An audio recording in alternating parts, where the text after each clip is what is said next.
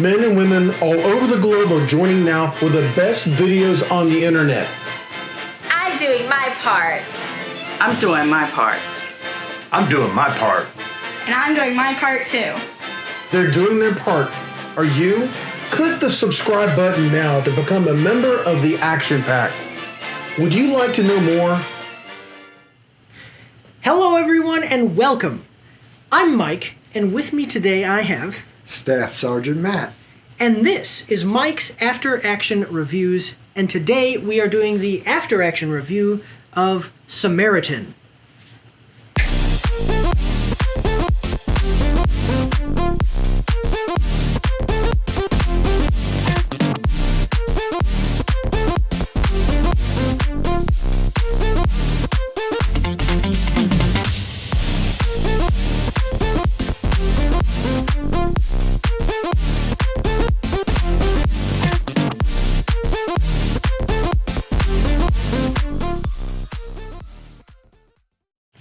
So, as always, guys, we are going to start with the film's production.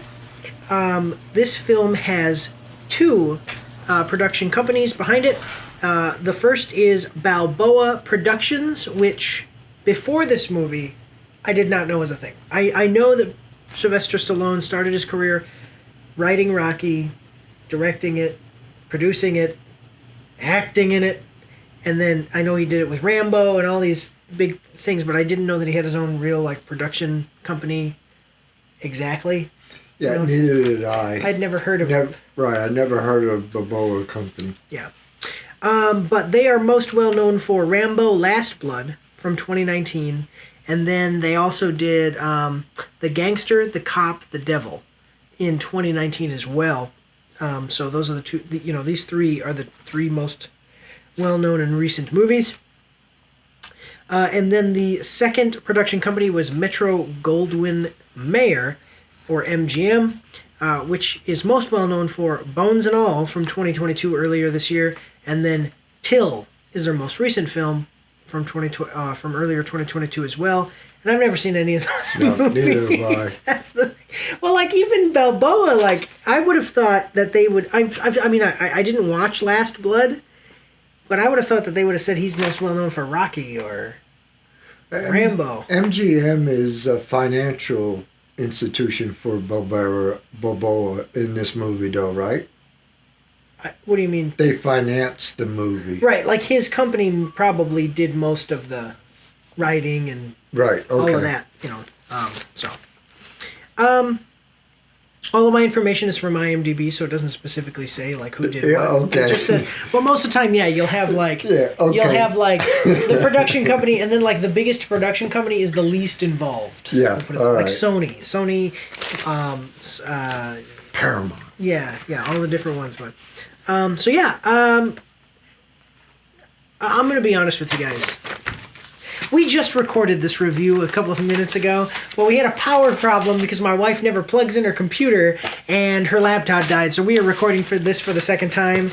And we already said earlier, this is actually a really great base for a movie. These production companies, I can't, however long this review is right now that you're watching, we've already done this twice. So imagine how frustrating that must have been to have to redo it. Because we got right to the end. But anyway, yeah, so that's a little for the gag reel there, we messed up. But anyway, so with the production companies, Balboa, he's a master crafter of movies and characters and everything. I don't think I've ever seen him... Wait, was it you that told me that too? Is that you don't think you've ever seen him in anything bad? Right. I know that Arnold Schwarzenegger and him are two big... Never seen Sylvester Stallone play a bad person. Okay. Except for, what was that, Demolition guy there? Demolition Man? But he wasn't No, he was a cop, yeah, but I'm talking about he hasn't been in a bad movie. Oh, yeah. He, as an actor, he's never been a bad actor. And I know that Sylvester Stallone... Yeah, he hasn't been in a bad movie. I can't really think of anything really bad that he's been in. But I know even Arnold Schwarzenegger, Bruce Willis, Jean-Claude Van Damme, who are some other... Hanks.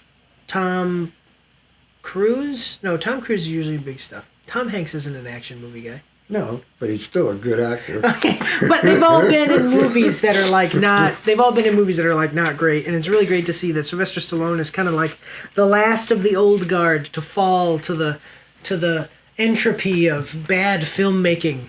Now it's really great to see him still making movies that are pretty good and having a standard for himself. This movie was written by Braggy F. Shute, who actually wrote this character in a novelization. It wasn't a full-fledged comic book, but it was like a novelization.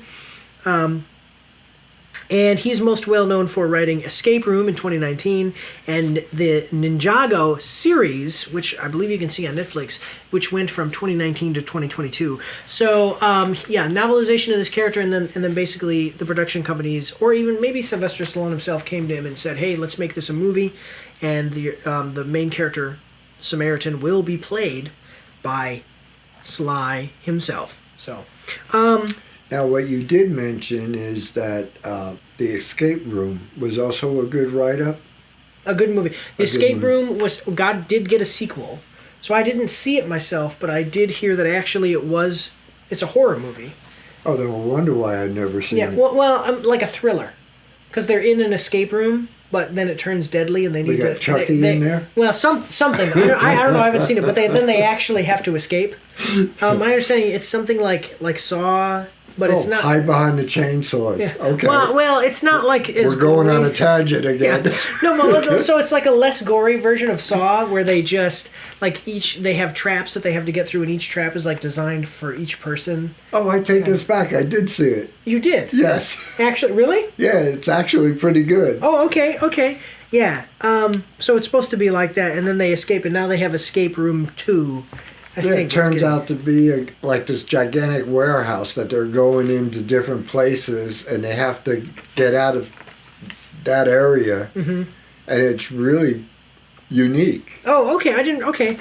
All right. Well, we didn't find that out the first time that we went through the review. No. So. And then Ninjago is for kids, but that it's still like I saw the Lego Ninjago movie, and Lego Ninjago movie was pretty good. I don't know if he was involved in that, but was that in English? Yeah. Okay. Yeah. It's a so Ninjago is like Lego characters. Okay. But it's a cartoon. It's like an animated. But all of the characters made from different Legos that you can actually buy. So it's like a big advertisement for Legos. That's good. Yeah. But the writing for it, I mean, if this is any indication of the writing for Escape Room, which I haven't seen, it makes me want to see Escape Room. And Ninjago, I haven't watched it, but maybe my kids are going to start because this guy, the writing here was I liked the writing here. Yeah. And then also this was directed by Julius Avery, who is most well known for Overlord in 2018, and then also most recently did, other than these two movies, Overlord and then this movie, most recently did Son of a Gun in 2014. I haven't heard of any of those. Son of a gun, neither have I. Yeah, and Overlord. I've heard of Overlord, but why can I not remember what it's about? But, and this is what I had said the first time around. Isn't Overlord, I think I've seen a advertisement for it. Isn't that where the, not ancient, but the medieval era? Maybe. I don't know. I don't remember. But I will say, and I said this before when we did this the first time, is that these are all like obscure movies. Like we haven't seen a lot of these people's work. I've never seen anything from Braggy F. Shute, and even Escape Room was not like some blockbuster movie. It was just a little, a little movie that could, And then Overlord, I've never seen. Overlord is probably the most popular action movie ever, but I've never seen it. I can't not remember even what it was supposed to be about or anything. But it may be some big popular movie and we're just forgetting. But then also Son of a Gun, I haven't seen that, and I don't know what it's about. But so it makes you kind of think that this is like the B-rated movie. Like a B, well, not even like B movie, like a B movie, but it's not like celebrity level, like worthiness. Yeah, of like the crew that made this.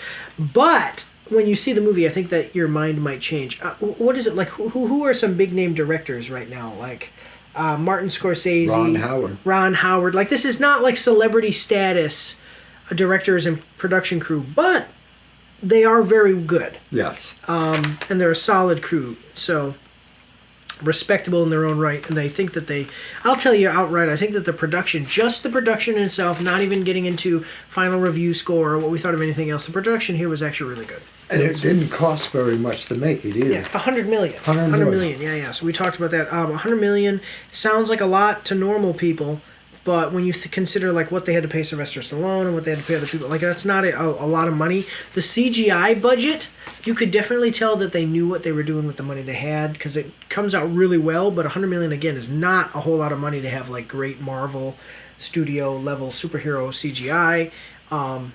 Yeah, but they did a good job with what they had, so that was really great. Like I couldn't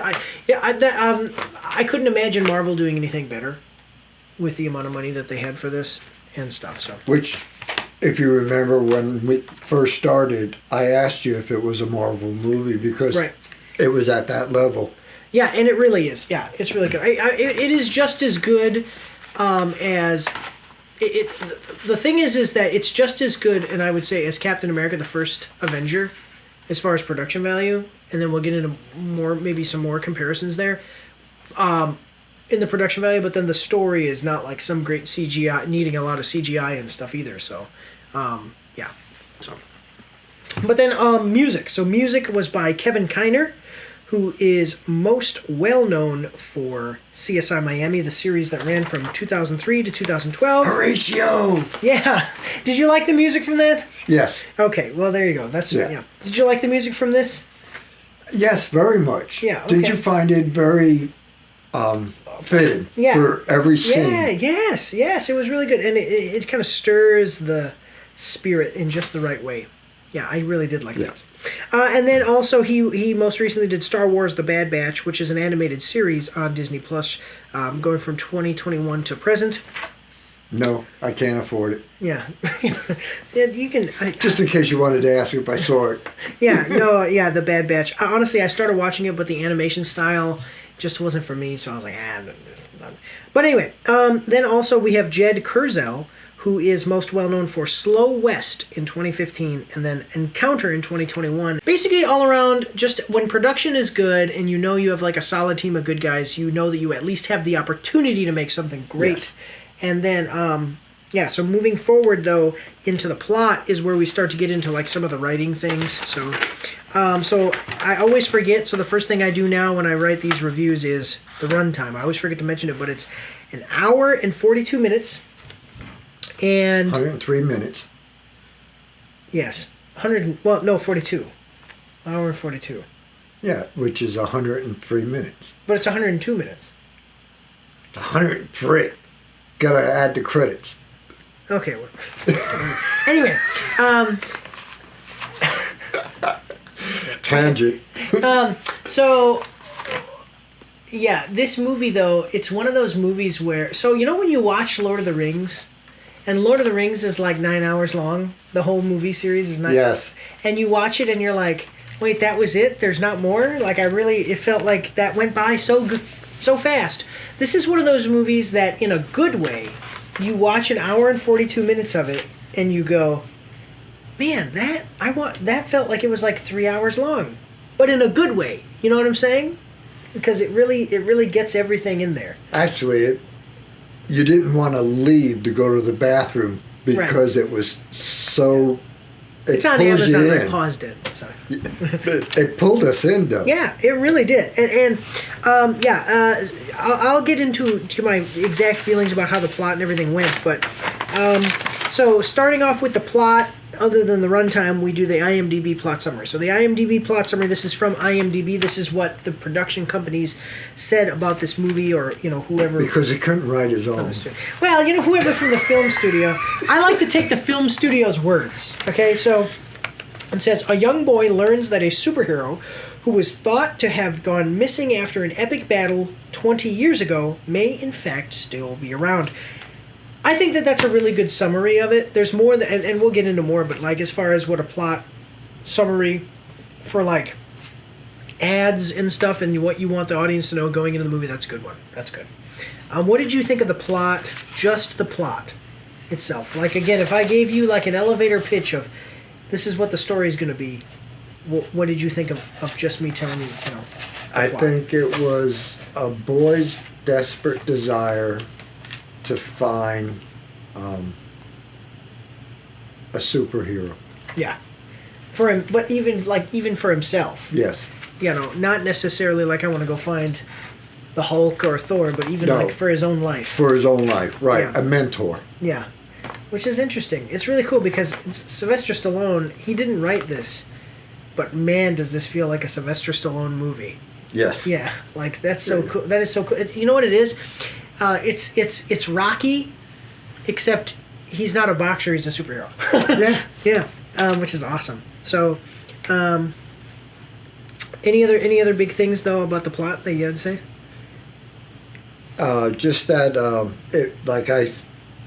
I honestly knew that even through the adverts that I knew it was a good versus evil movie. Right, yeah. I knew that going in. Right. And it's a big, it's like doing what's right versus doing what's wrong and dealing with inner conflict as well and redemption and stuff like that. So that's really good. I want to say, first off, the opening narration. So they start this movie off like they do with the Lord of the Rings. So in Lord of the Rings, it starts with the elf lady, Galadriel, and she's, long ago there was the War of the Rings. And it shows you all these little like compilation clips of the War of the Ring. And this movie does a really good job, especially with the color, because it does like an animated thing where they're telling the story of Samaritan, who it was supposed to have taken place 20 years ago. And it kind of, well, not even 20 years, it tells you the story of Samaritan even as a kid and how he grew up and how he became a superhero and then what happened 20 years ago to leading to where the world is now. And through the use of excellent voice acting and really well done animation and color schemes and things like that, they just really did a really good job of giving you, and it was only like 2 minutes. Yeah. It's like maybe 2, maybe 3 minutes of them telling you that, and then once that ends and the narration part ends, you know the world, you know what's up with Samaritan, you know the bad guys, you know the good guys, and you know where you stand. Yes. And they did a really good job.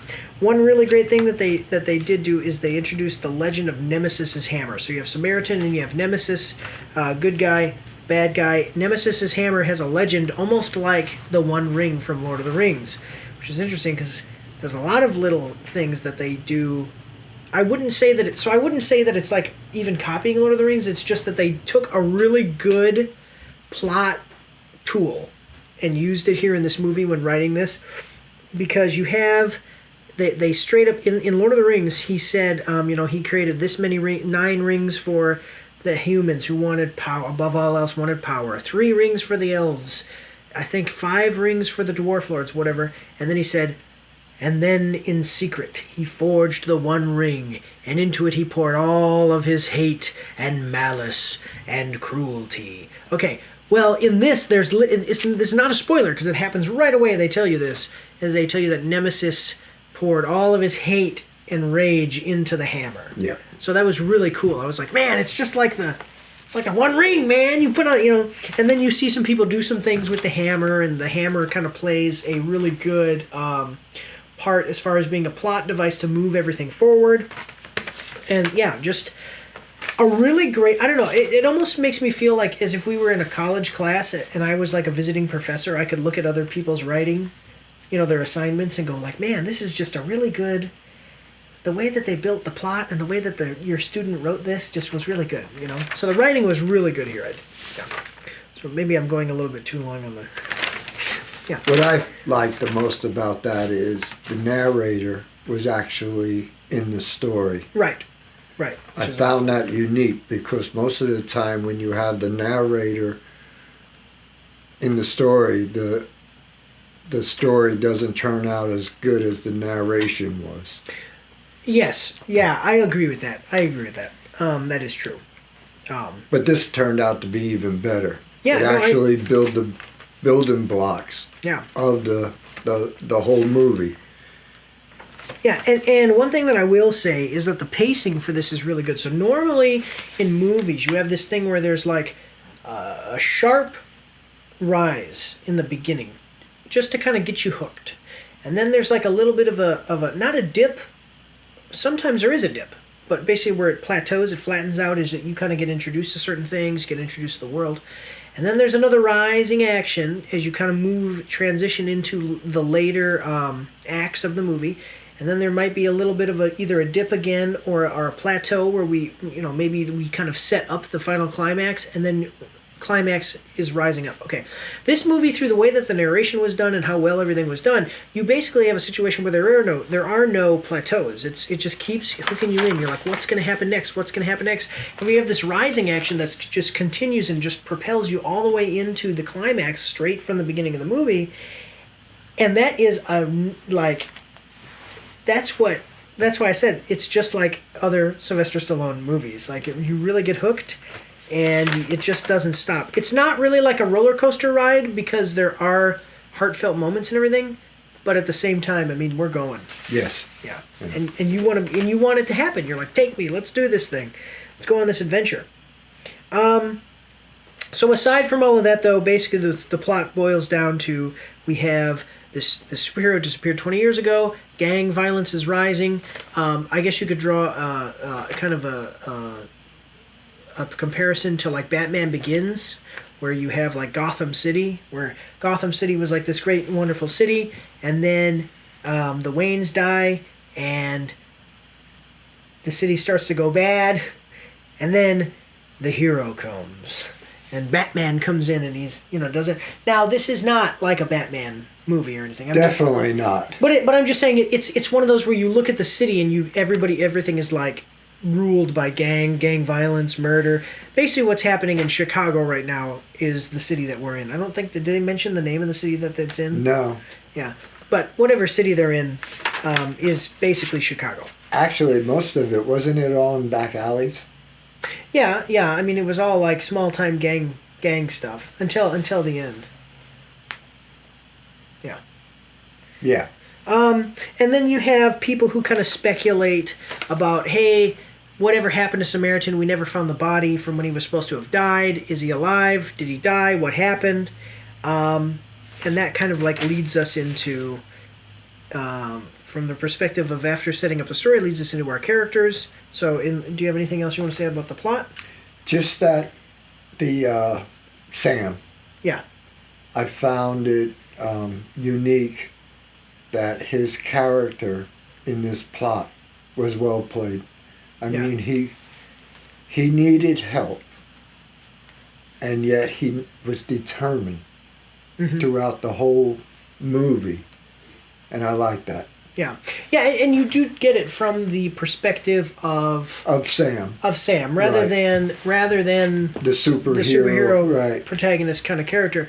And which is also interesting, drawing another comparison here to like Batman. Imagine if you watched Batman Begins, but Batman wasn't the character that you were following. If you were following one of the other side characters, like James Gordon.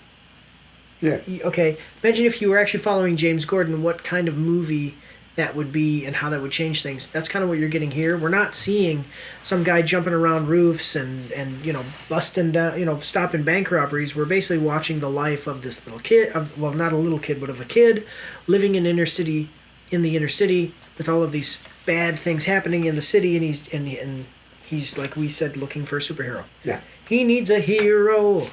Yeah. So, you gonna break out in song? Yeah, no, not today. Okay, so let's do it a little differently this time. Okay, we're moving into characters and actors. We're gonna go down sequentially. Okay, before we did this a little bit differently. So starting off with characters and acting, Sylvester Stallone. So Sylvester Stallone, he plays Joe. And he is most well known for Rocky from 1976. He most recently did The Suicide Squad. He was the shark guy from The Suicide Squad, which is the sequel to Suicide Squad. It's the better one. He plays the shark guy from 2021. What did you think about Sylvester Stallone's acting, and what did you think of the character Joe? Ooh, put me right on the spot, right? Yeah. Now, I'll tell you, this was definitely not a Rocky movie. Okay. But this was definitely one of his finest movies made. Okay. I love that he portrayed his age. Okay. And that he spoke wisdom. Mm-hmm. And he was also sarcastic. Yeah. Another thing that I want to say too is as you're talking about that when you say he played his age is that he's not a caricature. Like you see in movies there will be like the super strong guy. Superhero movies, let's say. There'll be a super strong guy. So all of the super strong guys are always anger problem. Maybe not the smartest people. They're, a little bit brash and outgoing. And here you don't really get that. You do get kind of a grounded hero with normal old man problems. It's cool to see how he talks about like his knee problems. He's like, I got like a little bit of arthritis there, Then taking... I relate. Yeah. But then he'd be like, I got some shoulder pain. What, bad guy? Yeah. Knocks him around. I wish I could relate. Yeah. And that's in the trailers. So that's not really like a spoiler. So getting into some of his things. So he has some superpowers. Sylvester Stallone's character does, and those superpowers are super strength and durability, which have been seen in the trailers. And then he also has a healing factor. I always get a kick out of heroes that are super strong, but they either will be super strong and then they won't have durability. Well, then it's like, well, how did you punch something really hard? Because if you don't have the durability, then when you punch something, you'll break your arm. Yeah. But so anyway, but the healing factor is a big part of. You need to have some kind of healing because otherwise, the amount of power you're going to be able to enact would kill you, and you wouldn't be able to do a lot of stuff. Anyway, he does have a weakness that we'll get into in the miscellaneous section, but he has a weakness related to his healing factor, which is done really creatively, and it's just a really good more comic book characters need to have more creativity. We've kind of fallen into some tropes. Yeah, this was well thought out. Yeah, like the character himself was well made, so it was really cool. So this movie is the hero's journey. And we talked about this kid needs a hero, and he's looking for a hero. Well, we have the hero, and the best way to portray a hero is through the hero's journey. So a couple of aspects of the hero's journey that are key in making stories like this is you have, the hero living his normal life, whatever's going on. Think of like Star Wars for another example. A lot of people have seen that where it's like guy living on a farm. He's just living on his farm, living his life. Then something happens, and some bad guys come around, and he gets the call of duty, and he initially will refuse it, and then Luke Skywalker in Star Wars' case, his aunt and uncle get killed, and then he goes, oh, they killed my aunt and uncle, so now I have to go and answer the call, And so what we do get here is, although that this guy is just basically this kind of old, slightly bitter, grumpy old man, he gets the call of duty, and initially he's like, get out of here, I don't want any of that. And then some stuff happens throughout the story, and he decides, no, I have to answer the call. And I really love a good, not even so much like a redemption story, but I really like when you see, I'm going to give it one more run. You know what I'm saying? Like a type of movie where maybe it's like an older character or retired, like I'm kind of retired, but when I was in my prime, I was the best, and I've still got it. That kind of thing. I like that kind of story. So yeah, I really loved the character, and I really love Sylvester Stallone. Does some great acting. Yes. So. Yeah. Well, about the repair part, the toaster. Oh yeah. There's. Wait. Well, what's the point you want to make about it? No, you made it on the first take. Wait. What about how he would repair? Oh yeah. And well, something that was nice is that So he's just kind of like this old guy who just lives a normal life. And he collects basically like garbage, old broken down computer stuff, and he fixes it, and that's like his whole life. And his mantra. Well, you can definitely tell. Even if I played the movie for you and you hadn't seen a trailer for it already and didn't know anything about it, from the beginning you would look at that character and go, "There's something there. This is not just some normal old guy. There's some even just the way he talks and the way he acts and stuff." Yeah. So. Yeah. Anything else about the character? No, that was all I wanted to remind you of. Yeah. Okay, so then we have the lead, kind of the main character actually is Javon Walton, who plays Sam Cleary. He's most well known for Umbrella Academy, the series. He was in it in 2022. And then the Euphoria series from 2019 to 2022. Euphoria and the Umbrella... So the Umbrella Academy I did not like so much. Acting and production and stuff was pretty good for it, but I didn't like the writing so much. Euphoria it gets rave reviews. I haven't really seen it, but it's about kind of the underworld of kind of drug lifestyle, and it kind of reveals almost like the horror of like promiscuity and drugs and things like that. Yeah, see, I had him marked as a new to the big screen because I don't think he's been in a movie. I don't think he's been in a movie. But I'm just saying. So in the Euphoria show, though, that's like a heavily critically acclaimed show, and my understanding is that it is pretty good. There's a lot of nudity and stuff in it because of this material that it covers. No wonder why I don't know. Yeah. Well, he is. I don't think he's nude in it. Oh, he's too young for that. But so if he's coming from that's like a pretty good accolade to come from, that you were on the show Euphoria. Basically, well, anything you want to say about the character? You start. Oh, me, okay. Just that his acting was great. I really loved his acting. It's really hard to find kid actors. Have you noticed, do you watch anything animated? Like, do you watch animated shows or movies? Bugs Bunny and... Okay.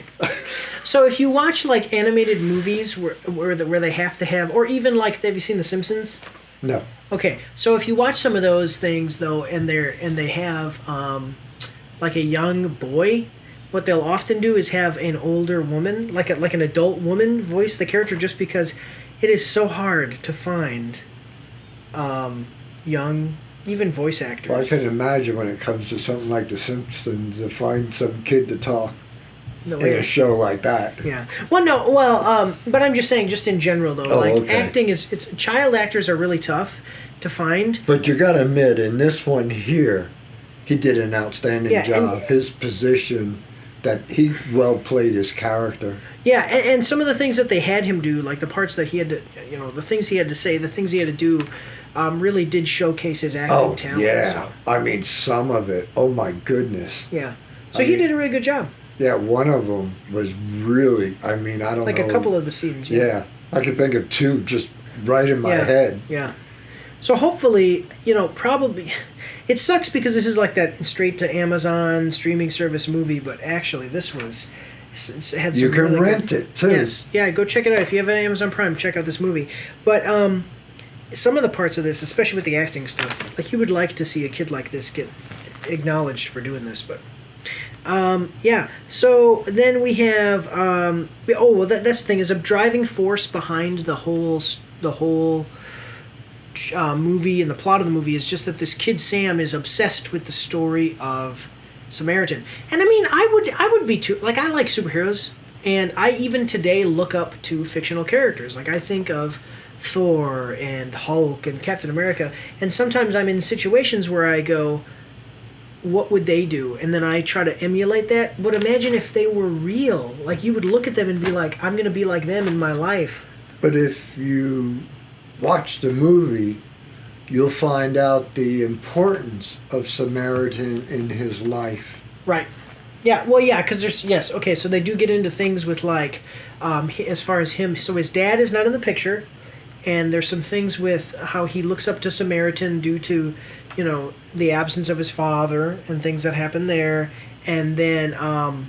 yeah, just the writing here was really good. They didn't have any characters that were not...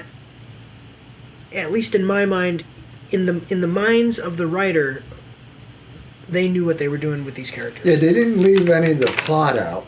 They always had... It's like a whole puzzle, and all the pieces fit in well. Came together, yeah. Yeah. In some movies, you just have side characters that kind of come in, and they're there, and nobody really cares about them, and then they leave. Here, you don't really get that, and all of the characters are well thought out. Yes.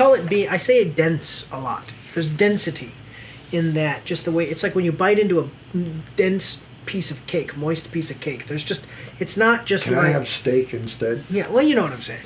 It's not like licking the frosting. This is like you're getting the girth of it. You know? Like you're really getting the meat of the issue here. Okay, so then moving forward, we've got Pilau Absic. Yeah, Absic. Espik. Okay, or Espik. And he plays Cyrus. So now he's most well known from Ghost in the Shell from 2017, and then Uncharted from 2022. I've got a picture of him up here, but basically he's Game of Thrones. Yes. Yes, and he plays, what is his name? Greyjoy? I forget his first name. But Yeah, Greyjoy. Yeah. Yeah, but his last name is Greyjoy in Game of Thrones, and basically if you've seen Game of Thrones, you know the character. Euron. Euron. Yeah, Euron. Euron. Yeah, Euron Grey. Urine. Yeah, Euron. He's a really Euron. Medical term here. No, because he plays a really bad guy, and you get that with him playing the bad guy here, and he does a really good job. Yeah. You know, it's He's a good bad guy. right, and that is true, and it's kind of sad because you don't really get to go, oh, well, he did this interesting, cool thing in this movie because basically he's playing the character he's always played.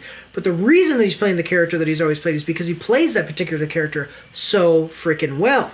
Now, I will say that when he was in Ghost in the Shell, I saw that, and he did really good because in that movie, he actually got to get outside of that a little bit of being the bad guy, and he played a really good guy. Did you recognize him? Yes. Because didn't your mind sit there and say he's supposed to be a bad guy? Right. Oh, you're talking about in Ghost in the Shell? I will tell you the truth. I watched Ghost in the Shell before Game of Thrones. Okay. All right. The movie, because I never wanted. I just was like, I don't want to. I didn't have HBO, and then I started to watch season 1, 2, 3, and by the time it got to where he was in it, I'd already seen Ghost in the Shell. You know what I'm saying? But the thing with him is just like, so in Ghost in the Shell though, he has some acting range because he plays a really good character, and while like this is more of basically playing like a gang level thug, and then in Game of Thrones he's like mystical, magic, medieval. Well, in Ghost in the Shell, it's like in the future with cybernetics, and he even has like cybernetic eyes because he gets his eyes damaged in the movie.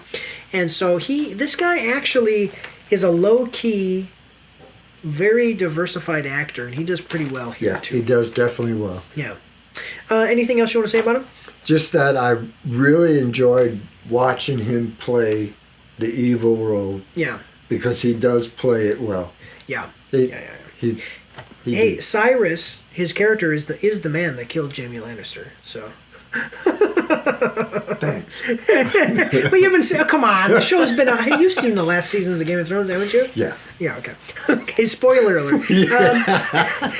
Okay. So, and then moving forward. We got Daisha Polanco, who plays Tiffany Cleary. That's Sam's mom, and so she's most well known from Orange is the New Black from 2013 to 2019, and then also most recently did the movie Poker Face.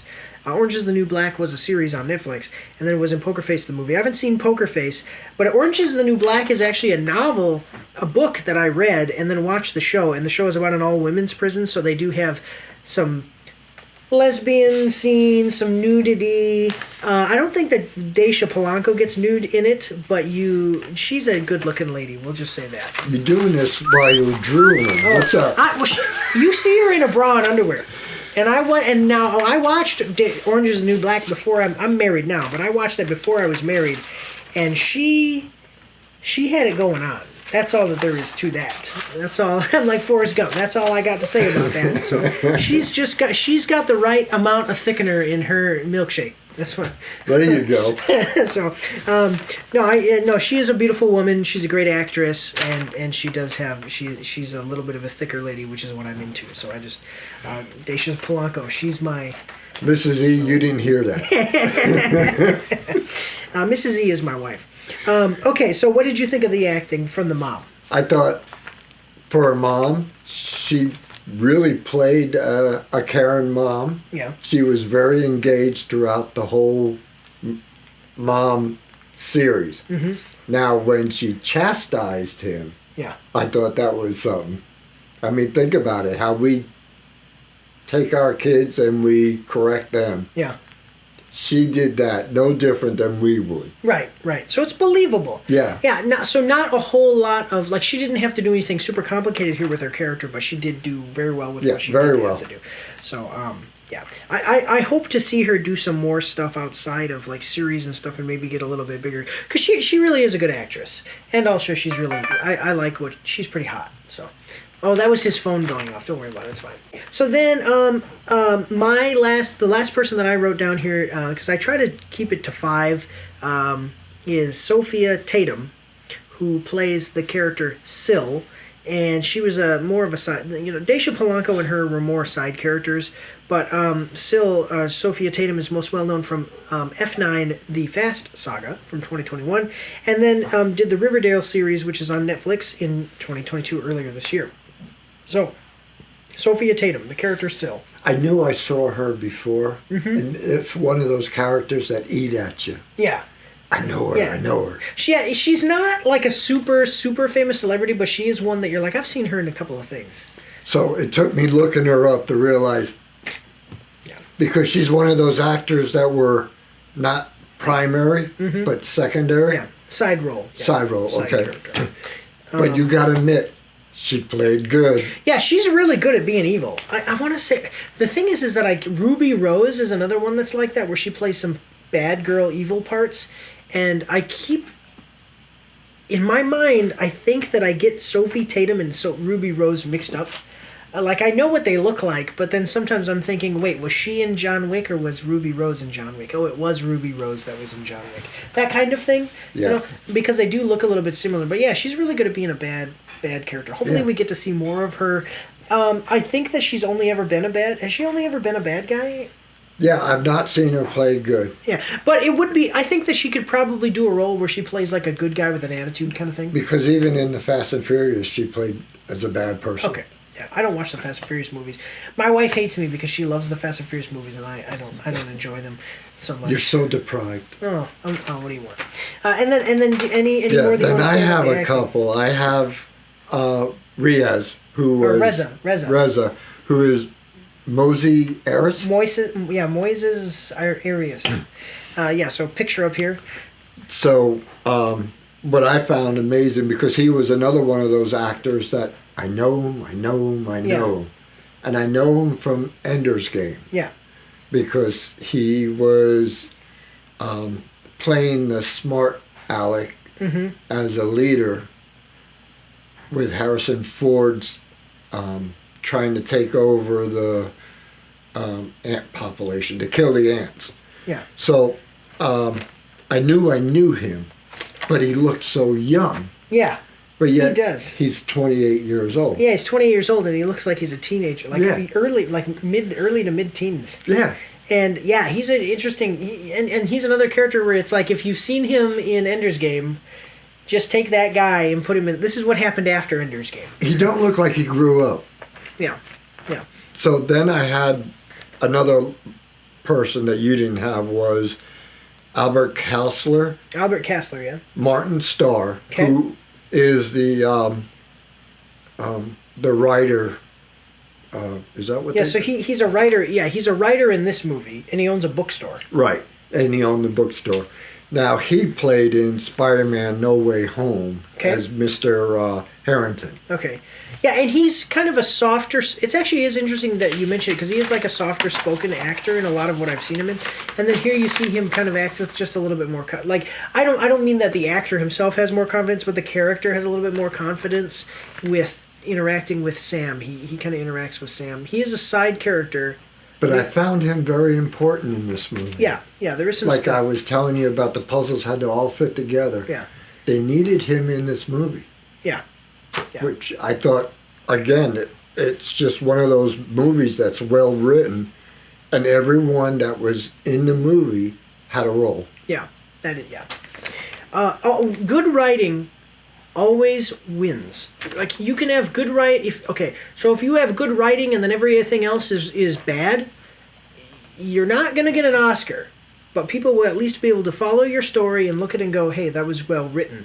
Even if maybe it's like bad CGI or acting isn't so great. If you did a B movie and you had good writing, and the writing here really was good, and then on top of that, the other stuff wasn't bad. It was actually pretty good. So, and then just the acting in general, I mean, they had a really good cast of characters here. The actors were really good. Sylvester Stallone, him and the boy Sam are kind of tag teaming being the main characters, but just the acting here was really good. The writing was really good.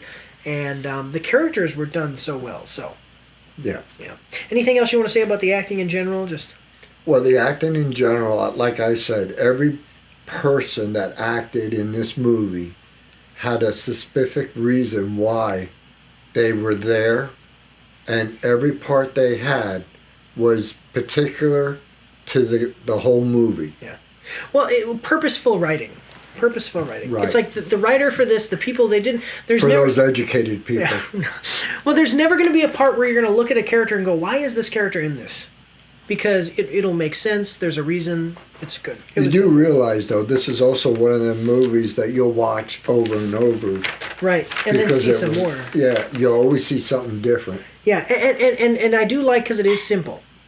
Like, it's not some big complicated thing. Well, we'll get into that in the miscellaneous I stuff. know. But anyway, it's not some big complicated thing. But yeah, the acting, really good. So moving into the miscellaneous section. So I most often have a lot written in the miscellaneous section when there's a lot of things to criticize, because that's where most of my criticisms is done. But I will just tell you, I mean, if you look at the pieces of what a movie has, it has, like CGI and budget stuff, which is like probably the smallest part. But then the acting and the characters and then the writing.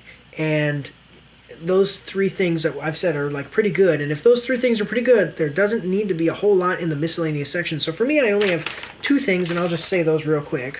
One thing is great writing, which I've said many times, and I'm just going to reiterate one last time. And then I did like, this whole story was a lot about redemption. Redemption for different characters in different ways. For Sam, he starts off being like this kind of good kid. He starts to make some bad choices with this whole crime revolution going on throughout his city, and he decides, hey, maybe I'll get involved in that, make some money and support my mom, help her out a little bit. He's just maybe 13, I think, young kid, makes some mistakes in that way, but then kind of redeems himself later on in the film and kind of sets himself up on the right path. And then we do have some things with Sylvester Stallone's character Joe answering the call of duty, redeeming himself, doing some pretty good, just doing good in general. There's a quote in here where Joe says, so basically as he's going around fixing all of these different computers, TVs, garbage, things he finds around as a little side job that he then sells, Sam says to him, hey, why do you keep all this junk? And he kind of looks at the kid, and a really good way of encapsulating what the movie is about is he looks at him, and the quote is, some of these old things deserve a second chance. And it's just the writing is so well. And so as I'm trying to describe it to you through the YouTube video here, you may not understand it, but if you watch the movie, you'll just look at it and go, man, that line is placed in there in such a way that it's just really wholesome. So, yeah, and done really well. So that's all I got. What do you got for the miscellaneous section here? The refrigerator. Oh, yeah. So that's a big thing. So, yeah, we go over. Do you want to say it, or do you want me to? No, go ahead. Okay, you okay. explained so eloquently. Oh, yeah. I'll look for you. Yeah. So in the movie, we talked about Joe. Sylvester Stallone's character has a weakness, and it's really creative, actually, and it makes a lot of sense. So basically, he is, super strong, durable, has the healing factor, but as he takes on more and more damage, his body actually will heat up as he repairs himself. And they explain it really well, because Sam says to him, why do you heat up like that? Like, what's up with that? And he says, hey kid, you know anything about thermodynamics and cellular respiration or anything? And the kid's like, no, I don't really know about that. And he says, well, then just all you need to know is my body uses a lot of energy to heal itself. And my Sylvester Stallone voice is not in. No. But Adrian, okay, my body uses a lot of energy to heal itself, so I get hot. So he has a refrigerator full of ice cream. And so you see him eating ice cream outside. And it's funny, too, because he says, I'm imagining Sylvester Stallone being like, hey, the production crew fills the fridge with water. And they're like, here, it's cold water. He always has cold water. He needs cold water. And then Sylvester Stallone was like, I don't like the taste of cold water. How about we fill it with ice cream? And like, I can imagine. I don't know if that's what happened, but I could just see that being the reason why cold water. Because Joe says, because Sam asked him, why don't you use cold water? And he says, I don't like the taste of cold water. So that was cool. Anything else you got in the miscellaneous section here, though? Yeah, I'm sorry, I just can't get over the Rocky Balboa. Yeah. Okay, then I also had my favorite quote. Okay. And that was, good and bad lives in everybody's heart. Yeah. Yeah, and you do see that. You see it. Well, actually, it's funny because, and I didn't mention this the first time that we recorded this, but even with Greyjoy, the guy, Yes. Cyrus, there's good in him. And you do see him be good to some of the people. Most of what he's the antagonist, so a lot of what he is bad, but actually you get... He had a quote at the beginning of the movie. It was something about do good to them, and before he killed the guy. Oh, always give someone hope. Yes, that's Always what- give the people hope. And so because basically what happens is he says to this guy, you can leave. And the guy starts running away, and then he pulls out his gun and pulls the trigger. It's a scene we've seen in a lot of different movies. Yeah. But then that was repetitive. Yeah. But I did like his spin on it was always give the people hope. I'm like, that's terrible. But yeah, there was some good in him though, like the way he kind of interacts with Sam in the beginning in a good way. And, Sure. Yeah. And You give me $100, I'll be your friend too. I wouldn't need 100, but anyway. No. So moving in. So anyway, anything else? Anything else you want to say in the miscellaneous section? Let's see here. That was. Did we cover the hammer? Oh yeah. So we did, but getting into. So I really did like the hammer thing because, like I said, it kind of goes into like the Sauron. He poured all of his hate, and I said that before. But it's moving through the story, we get this situation where you see this whole gang thug revolution happening in the city, and they get the hammer. And you see that they get the hammer gives them the powers and the abilities to do certain things. And then Joe, who has some superpowers of his own, has to kind of battle that out. And then And like Lord of the ring transferred the power to whoever had it. right. And so whoever holds this hammer, if he And be this hammer was powerful. yeah, and it was cool looking hammer too, because it wasn't. Yeah, it was a cool. big old big hammer. So that was pretty cool.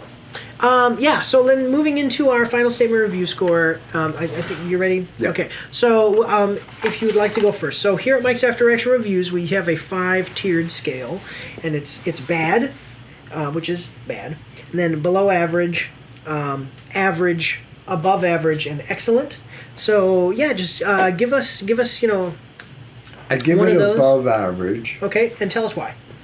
because in the movie there's a scene where they utilize a bomb and it's supposed to do all this damage. And when it does this damage, it's supposed to stop a lot of things. Well, in the movie, certain things still worked. Yeah, it wasn't. It was like there was an inconsistent. Like the weapon that they used was supposed to do one thing, and then it kind of didn't really do that thing. But then it did a different thing. Some inconsistencies. I'm trying to do this without spoiling. Yeah, no spoilers. But some inconsistencies, and I wouldn't disagree. So you're above average. Yes. Okay, so then I'll get into Because everything else was great. That was my only issue. So I would say that this movie, I'm gonna come right out in the beginning right here and just say I rate this as excellent. I do agree that there are some issues, and I would even say that it's not like this is not Infinity War. Okay, this is not 25 years of different characters coming together that everybody's grown up in with comic books and they're coming together and doing all this different complicated stuff to stop a galactic alien from killing half the universe, and it all fits together like a masterpiece. But this, I would say that it's excellent just because, I mean, we have not had, and we need to have, a good hero's journey with a simple story with well-written characters. I mean, I will tell you, I said this to somebody else the other day, you could have a character. I could tell you a plot of a movie. Like, I could sit down and tell you, I'm going to write a movie about a guy who gets stuck in an elevator with a mouse. I don't know, I just made that up off the top of my head. And the whole movie is just him stuck in this elevator. I mean, that sounds pretty boring. But with the right writing, that could be gold. And you could get an Oscar, and basically... Take him to Mousetown. Yeah. Well, no, but I'm just... Yeah, exactly. But I'm just saying, so, like, you could win an Oscar with that movie if you have the right actor, the right writer, and the right production team coming together. Well, now imagine that you had the right writer, the right actor, the right production team coming together, and instead of having a boring plot, Right. you have a good one. Yeah. And I really think that this is as good as anything that Marvel had done really in its prime. And it's not even a Marvel. Right. And that's the thing. Like, so people have to realize, in the beginning of Marvel, we had Thor, which did not do so well critically, but it made money at the box office. And then we had the Iron Man movies, which they're kind of a slow start getting, but and then we got into like phase 2 or phase 3, and they really hit their stride, and they were doing all these really awesome, complicated things. I think they peaked at Infinity War, and now they're nose diving in quality. But I would say I would keep this right up there with the Iron Man movies, the Captain America movies. He's more of a grounded character, and the big thing that separates this from Infinity War as far as quality would be like, it's one hero, and it's not, like I said, it's not like 25 years of characters coming together. It's not big, huge, massive battles. But the action that we did get was really good. Yes. The writing was really good. The characters are really good. And I really liked the story just in general. And if you're going to and if that's true, then for me, that's an excellent, I'll watch this 100 times. I really loved this movie. And I would really love to see a sequel. I was going to ask you that. I was just saying, you think they'll do another one? They set it up where they could. And I'm going to tell you right now, if Marvel Universe... If Sylvester Stallone positions himself just right, and DC Universe has basically died, it's dead. Nobody cares about those movies anymore. And then if Marvel Universe keeps going down the way it's going, and it's going down a little bit, we could have the Stallone Universe. Yes. We could have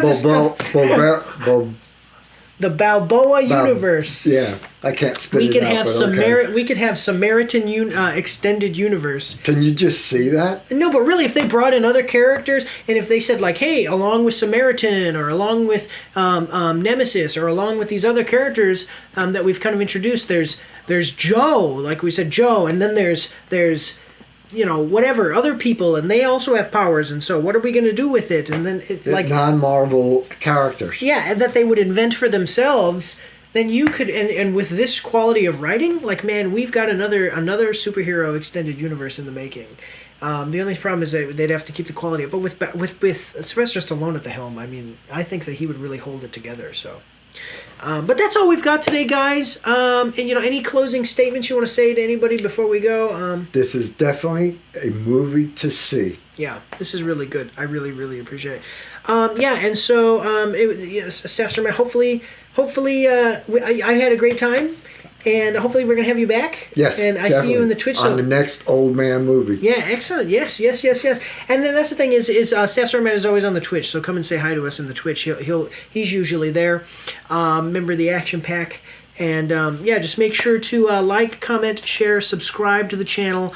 We did just do a $250 cash giveaway. We're going to do another cash giveaway, a $500 one, when we hit 1,000 subscribers. And then we're going to be monetized. We're going to be doing some more stuff with the channel, so check that out. I really do appreciate your guys' support. So I think I speak for both of us when I say, we really do appreciate everyone, leaving comments and liking the video and watching. And I want to thank you all one last time and just say, God bless you all, and have a good day.